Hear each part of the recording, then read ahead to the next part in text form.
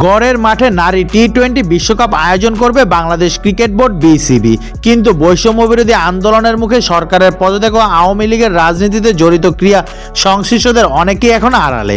তাদের পাশাপাশি দেশের স্বাভাবিক নিরাপত্তা নিয়েও কিছুটা শঙ্কা রয়েছে।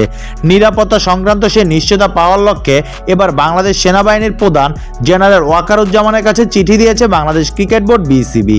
অন্যদিকে বিশ্বকাপ প্রসঙ্গে কথা বলেছে বাংলাদেশ নারী ক্রিকেট দলের প্রধান হাবিবুল বাশার সুমন।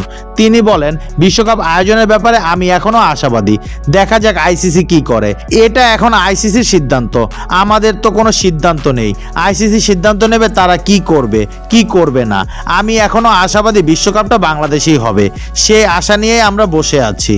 কোনো কারণে বিশ্বকাপের ভেন্যু পরিবর্তন হলেও ঠিক সময়ে অনুষ্ঠিত হবে বলে দাবি বাশারের। বিশ্বকাপ পেছানোর পরিস্থিতি নেই, পেছাবো না, বিশ্বকাপ পেছাতে পারবো না।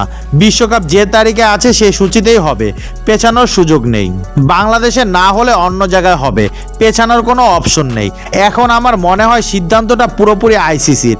আমি যতটুকু জানি বা বুঝি, আইসিসির একটা মনিটরিং টিম আছে, ওরা সবার সঙ্গে কথা বলে তারপর সিদ্ধান্ত নেবে। ওরা ওদের মতো সিদ্ধান্ত নেবে। মনে হয় না ওরা খুব বেশি দেরি করবে, এই সপ্তাহে জানিয়ে দেবে।